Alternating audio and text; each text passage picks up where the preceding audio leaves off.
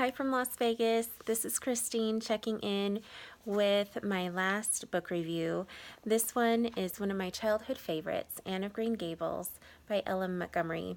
Hopefully, a lot of you are familiar with this feisty little redhead who is an orphan and is adopted by a surprised and probably super perplexed Matthew and Marilla Cuthbert, two old a bachelor and a spinster brother and sister who take Anne Shirley in after trying to adopt a boy and getting Anne instead.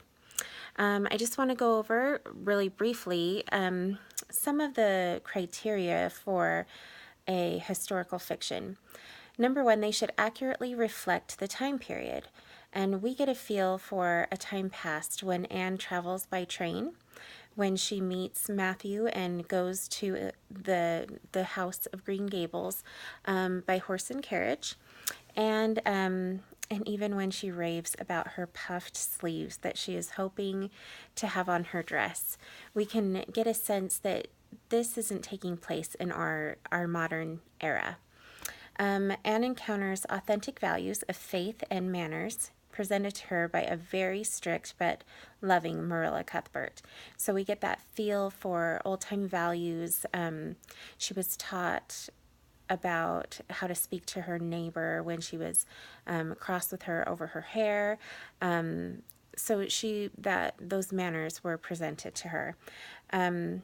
The language is also very authentic to the time period, and I just wanted to read this little passage that kind of displays that language really well. This is on page 104. It says, "That wouldn't be so hard if people wouldn't twit me on my looks," said Anne with a sigh. "I don't get cross about other things, but I'm so tired of being twitted about my hair, and it just makes me boil right over. Do you suppose my hair will really be a handsome auburn when I grow up?" "You shouldn't think so much about your looks, Anne. I'm afraid you are a very vain little girl." "Oh, how can I be vain when I know I'm homely?" protested Anne. "I love pretty things, and I hate to look in the glass and see something that isn't pretty. It makes me feel so sorrowful, just as I feel when I look at an ugly thing. I pity it because it isn't beautiful." "Handsome is as handsome does," quoted Marilla. And we just get all of her wonderful little insights like that. And the language, while it's not too complicated and old-fashioned for children to understand, it does give that historical value. The setting and details are well integrated into the story. We feel drawn into the world of Green Gables and Prince Edward Island in all its glory. In fact, the place of Green Gables is a huge part of the story, as Anne finds it to be her first real home where she's shown love and compassion instead of just being a helper. She becomes a part of a family. So we find the pond and the trees that she renames, and even those darn cows that give her a run for her money, become a living part of her story.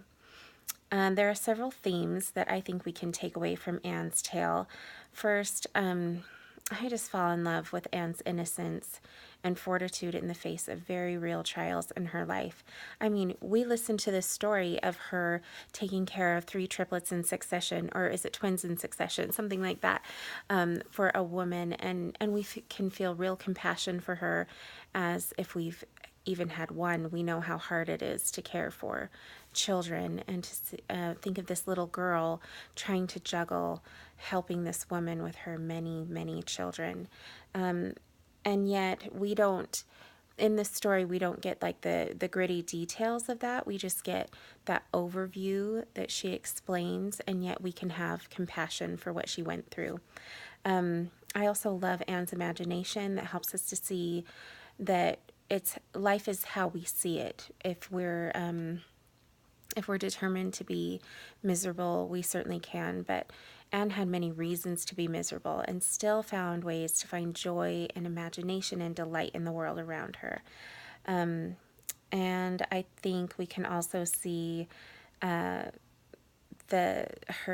character traits of that red hair that we read about just a minute ago, and how it plagued her, from yelling at the neighbor to cracking her slate over Gilbert's head, and then even to trying to dye it black like her bosom friend Diana's hair. I just think it's a really wonderful story. It's great for probably fourth to fifth grade on. Even younger could really enjoy Anne of Green Gables. I hope you give it a look if you haven't read it already, and if you have, I hope you take the time to revisit such a wonderful story. Thanks.